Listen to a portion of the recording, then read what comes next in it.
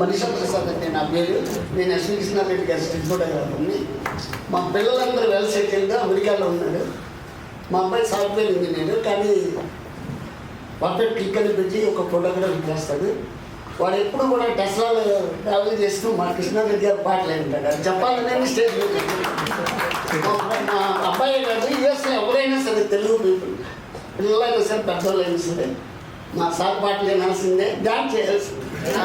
Sir ఈ జనరేషనే కదా sir, Ghantasala గారి పాటలాగా ఇంకో 100 ఏళ్ళు అయినా కూడా కృష్ణారెడ్డి గారి పాటలు వింటూనే ఉంటారు, అవి ఎంజాయ్ చేస్తూనే ఉంటారు. Thank you sir, thank you.